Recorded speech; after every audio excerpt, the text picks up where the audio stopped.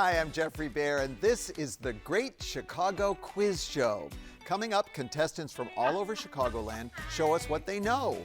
D. And you are correct. Oh my God, okay. Or don't know about the city and suburbs. How far are you leaning? Pretty far, it feels like. I'm going to blame my parents if I get this one wrong. Tonight, we serve up Chicago by the slice. Actually, a lot of slices. We chase down a runaway baby buggy, and we go shopping for mysteries at the mall. All that and more in a minute, but first, as we do each week, we start with a pop quiz just for you at home. Okay, so this one is about Chicago's annual confab of conspicuous consumption, Taste of Chicago. Here's the question. At the 2019 Taste, how many slices of pizza did Connie's and Giordano's serve up combined? Was it 260, 2,600, 26,000, or 260,000? Chew on that. I'll have the answer next on the Great Chicago Quiz Show.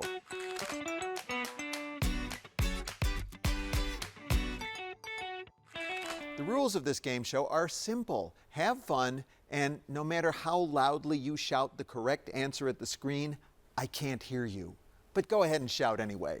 We'll kick off the competition in a moment, but first, the answer to our pop quiz. How many slices of pizza did Connie's and Giordano's serve up combined at the 2019 Taste of Chicago? The correct number? 26,000, if you round up. To be precise, 25,700, according to the city of Chicago. The Taste in Grant Park, well, they go together like Robinson's ribs and Eli's cheesecake. But did you know that the very first Taste of Chicago took place somewhere else? I wonder if our first contestants know where. Introducing the first round.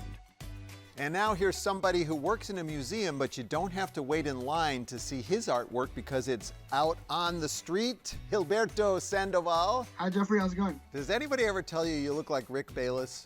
No, but I'll take it. I think you do. Now, you are wearing an IIT sweatshirt there, I think, right? I'm an alum, yeah. So you're an engineer? Yes. Well, I study computers and psychology, believe it or not. Hello, Nicole Steves. Hi. You were on Jeopardy? I was, and it went pretty well. What's pretty well? Pretty well is coming in second place to someone who went on to be the champion for the whole season. I'm a little intimidated here. I mean, I got to live up to Alex Trebek. Well, we'll dedicate this episode to Alex Trebek. All right, I'm going to give you some multiple choice questions here. Oh, good. This is about Taste of Chicago. We just learned a fun fact earlier in the show about Taste of Chicago. The Taste of Chicago has been held in Grant Park since its second year, which was 1981. But where was the first Taste of Chicago held? Was it A, on North Michigan Avenue, north of the river, B, at Navy Pier, C, at Daley Plaza, or D, in the Soldier Field parking lot? Phew, I have no idea. But I'm going to go with the Soldier Field parking lot. And why do you think that? I instinctively, as a Bears fan, want to cook and eat there, so hopefully the rest of the city does too. It's a perfectly good theory. Oh, but it's wrong. Picturing Chris Kindle Market on Daley Plaza. It's a great place for people to gather and eat and talk. Michigan Avenue north of the river is another place with the kind of plazas like in front of the Wrigley Building. I feel a little more strongly about Daley Plaza. No, am I saying? Oh, so close. Okay, but my reasoning was solid. Though, Your reasoning right? was really solid. I can see why you were on Jeopardy. I believe that was A, Michigan Avenue. You are correct. You got that very quickly. I worked at 520 North Michigan, and it was right downstairs. You just love Chicago history, don't you? One of the things I do is I write science fiction. And my most celebrated novel is a time travel novel. The son of a slave develops the time machine, but he can't build it because the technology doesn't exist. 125 years later, a black IIT student finds the plans and decides to go visit Bronzeville in the year 1919. But he gets mixed up in the Red Summer riots. I'm very excited to have you on the show, like a true fellow Chicago history geek. All right, question number 2. Chicago has had many police chiefs over its 2 centuries. Police Chief Francis O'Neill in the early 1900s is famous for something besides being the city's top cop. What was it? A, he invented the Billy Club. B, he collected and published traditional Irish music. C, he created his own brand of beer, O'Neill's Finest Stout, that was popular before Prohibition put that out of business. Or D, for patenting the slow cooker, which he used to make his fabled corned beef and cabbage plate served at his restaurant, Chief O'Neill's. I feel good about the corned beef. Oh, no. Can we go with the Billy Club, then A? Oh, I'm sorry, no. He did not invent the Billy Club. He actually has a much more uplifting and peaceful claim to fame. I'm gonna go with the Irish music preservation. And you are correct. Yes, Chief O'Neill actually hired Irish musicians to be Chicago policemen so that he could collect and preserve their music. And it's thought that he really did save traditional Irish music from being lost forever. Fantastic. So what do you mean that your work is out on the street? I was very fortunate enough to be part of a couple mural projects in the past. I think a lot of people share the same objective that I do, but through working in the arts, through working in various institutions, hopefully that helps us spread stories and spread information and educate people as much as possible. How am I doing compared to Alex? You know, you have to talk more. I have to talk more. You do. I'm going to excerpt that clip. You have to talk more, and I'm going to just play that over and over for my wife every time. All right. Question number 3, Twinkies. You ever had a Twinkie? I would never lie to you. I've had many. Hundreds. Okay. Hundreds of them. When Twinkies were invented in 1930 at a baking company in the western suburbs of Chicago, they were filled with banana cream. Why was the filling later switched to vanilla cream? A, banana cream tended to spoil quickly, you know, those brown spots on bananas. B, the company wanted to export them to the Soviet Union where bananas were considered a capitalist luxury. C, there was just a banana shortage during World War II, so they switched. Or D, the new company president hated bananas. Oh my gosh. These are tough. I don't think it's B. Yeah, not the socialist thing. I'm leaning towards C. How far are you leaning? Pretty far, it feels like. Good, it's correct. Oh my God, okay. There absolutely was a banana shortage in World War II, and here's the story. Back before World War II, the ovens at the Continental Baking Company in suburban River Forest churned out shortcakes day and night, but only when strawberries were in season. The rest of the year, the shortcake pans sat idle. So plant manager James Dewar got to thinking, if we filled the little cakes with banana cream, we could sell them year-round. Not only did Dewar come up with the idea of the Twinkie, he dreamed up the name after seeing a billboard for Twinkle Toe Shoes. The banana supply dwindled in World War II, partly because banana boats were requisitioned for the war effort. So the company switched to vanilla filling and never looked back. Continental Baking became part of Hostess Foods, and James Dewar was named vice president. He proudly ate 3 Twinkies every day and lived to be 88. Guess what? You're not done yet. We've got a lightning round for you. By the way, your son, people submit audition tapes, and you've got the kid in the stroller, chain link fence, White Sox Park behind you. How could we resist, a father and a son? I appreciate it. I'm glad it worked. Now he's 2.5. Like, have you ever taken him to a Sox game? Yeah, he made it to, I believe it was 9 games his first year back in. What? He was even on the Jumbotron once. We were doing the thing where you have to figure out where the pizza is in the slice, and he was in my back, oblivious to it all. All right, so I'm going to ask you a bunch of questions. It's real easy. Just give me true or false. All right, here we go. The Chicago River flows backwards. Yeah, true. True, of course. The John Hancock Building was originally supposed to be 2 shorter buildings. False. Actually true. Chicago's first Chinatown was clustered around Union Station. True. Seems like it would be true. Railroads, it's false. It was actually in what is now the Loop. At the Chicago World's Fair of 1933, one of the attractions was an actual display of premature babies in incubators. Oh, true. True, weirdly enough. Buckingham Fountain is modeled on a fountain at Louis XIV's Palace of Versailles, but it is twice as large. True? Sure, it's Chicago. The Maxwell Street Market helped to give birth to electrified Chicago blues. True. Absolutely true. The Roman goddess statue atop the Chicago Board of Trade has a face modeled on Hollywood starlet Hedy Lamarr. False. There's no face. That's right, good for you. May Day, as a worldwide celebration of workers' rights, originated in Chicago. True. True, yes, time's up. You got 6 right, congratulations. Okay. Give our best to Nate. I will do that. This is a lot of fun. Thank you very much. I appreciate it. How you doing? I'm well, how are you? Good to meet you over the internet. You feel ready for this? I'm just a little nervous, is all. And now, the second round.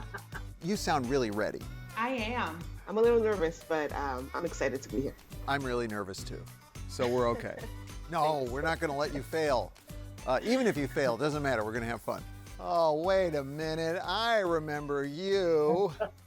It's Bill from Bridgeport. You a fan of U of I? A lot of my money went there. Now, we did another quiz show many years ago. Who became mayor after? I was asking who became mayor after Harold Washington died. And of course, the answer that I was thinking of was Eugene Sawyer, but you said... Ooh, that was David Orr.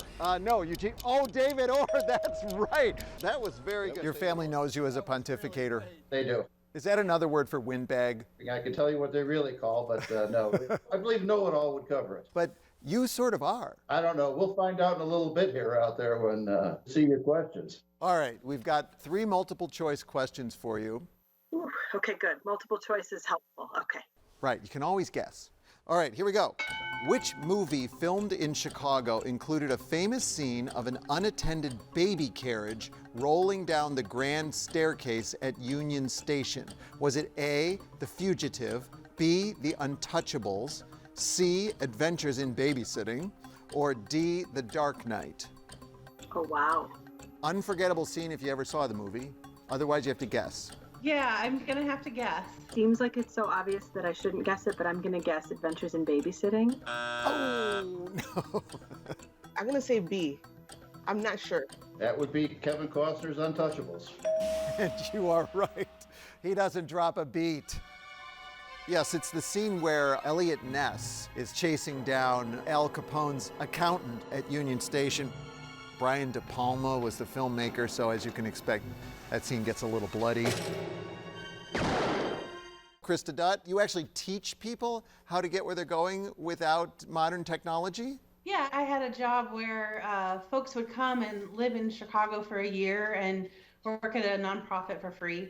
And so part of my job was to teach them how to get around so that they could get to work. And then the test after 10 days was to blindfold them, put them in a van, and drop each one off at a separate place. And no one ever got lost, so. Wow, you must have been a really good teacher. All right, here's your next question. Jerry the Iceman Butler was on the Cook County Board from 1985 to 2018, but he had an earlier claim to fame. What was Jerry the Iceman Butler's earlier claim to fame? A, he was an all-star White Sox outfielder in the mid-1970s. B, he was the second Air Force test pilot to break the sound barrier after Chuck Yeager. C, he was a Tony Award-winning Broadway actor. Or D, he was the lead singer of an R&B group in the Rock and Roll Hall of Fame.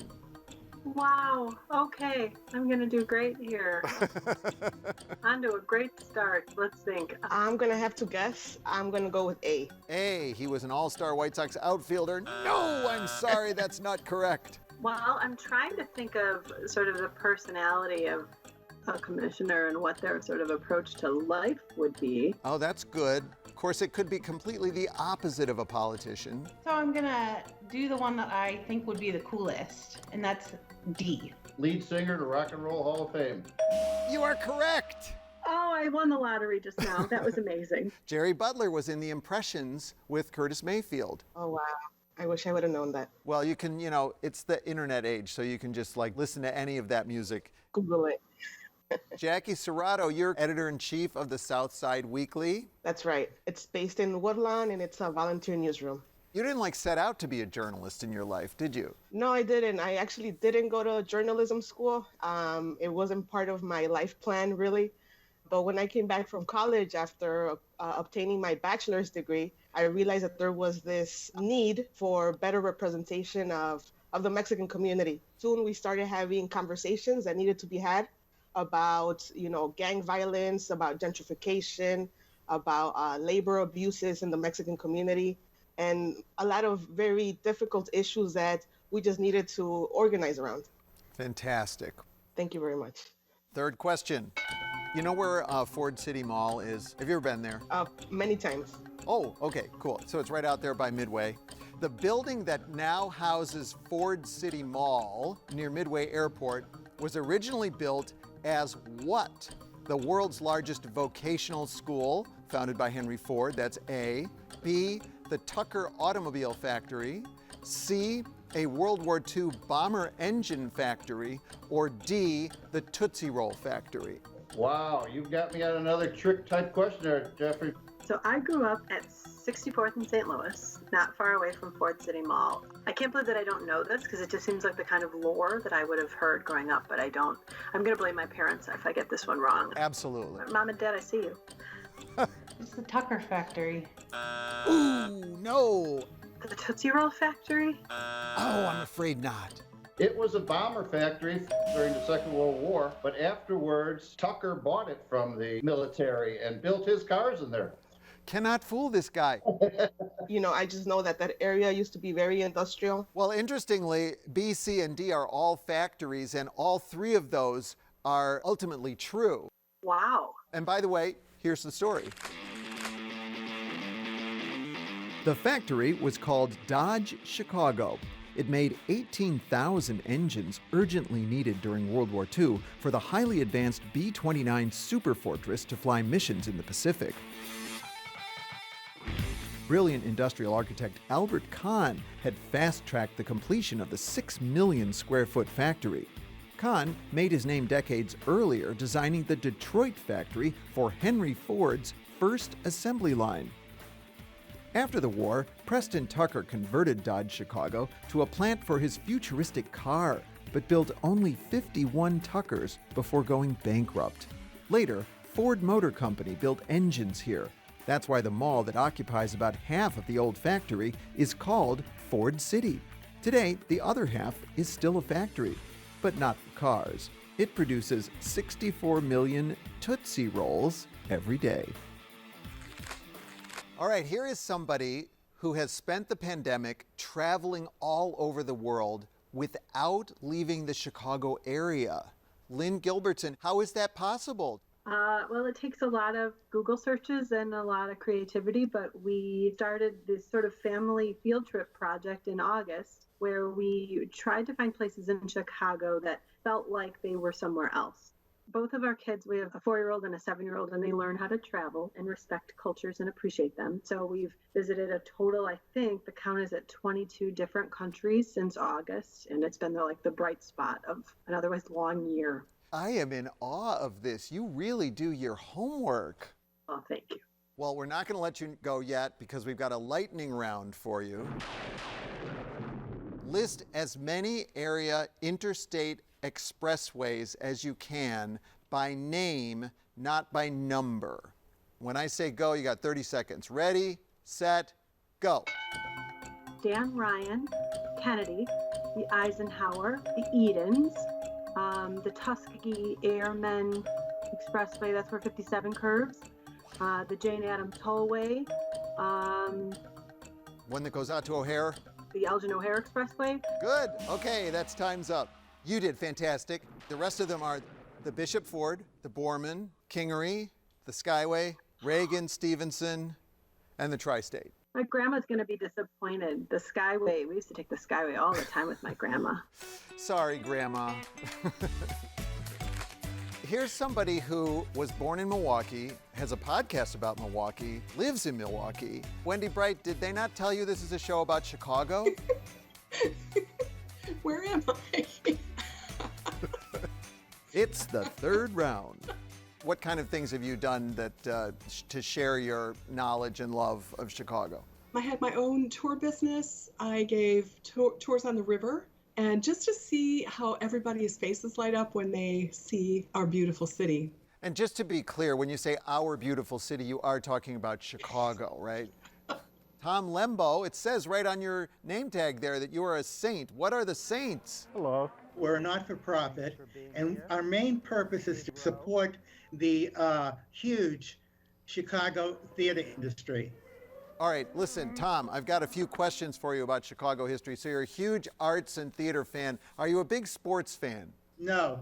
Not at all. This first question is about sports. Okay, try me. All right. The Chicago Bulls have retired 4 jersey numbers in their 55-year franchise history. Only 4. Bob Love, number 10.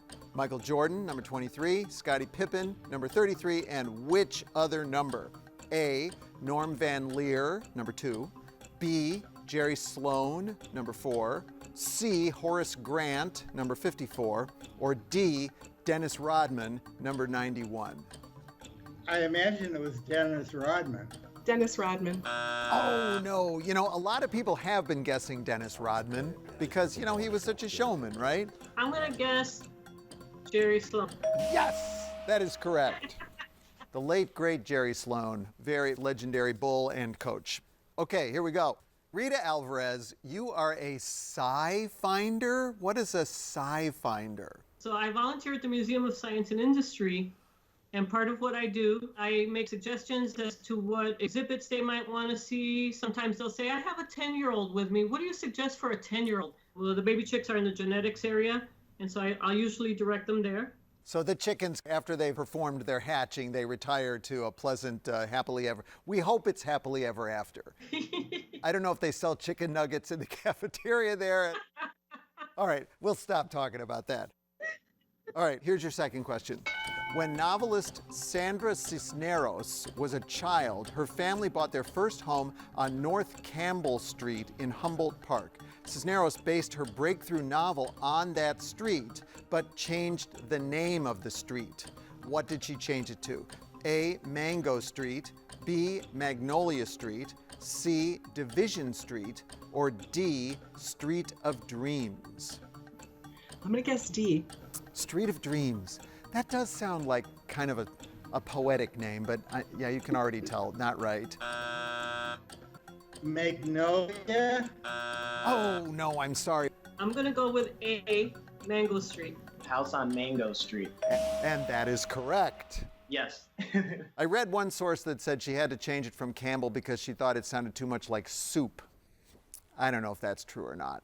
All right, they say it takes 2 to tango, so it's a good thing we have Wallach Ochart with us because Wallach, you have taught media people how to dance. Is that correct? Well, right out of college, I worked downtown for a ballroom studio, and it was called Arthur Murray. And we partnered with several celebrities to raise funds for breast cancer. And I got the opportunity to perform with Sandra Torres. She's a local reporter here, and I'm really happy to have done that. Like you are not like a lifelong dancer? Not at all. I was extremely shy. I'm an only child, and I developed some social anxiety, but growing up, I was determined to defeat that. And so it all really started with dancing. That is amazing. Well, thank you. I got one last question for you. Yeah, let's do it. During the heyday of Chicago's Black metropolis in Bronzeville, the entertainment district along South State Street had a nickname. What was it? Was it called A, the Stroll, B, the Strip, C, the Stretch, or D, the Scene? Ooh. You can give me your thought process here if you've got one.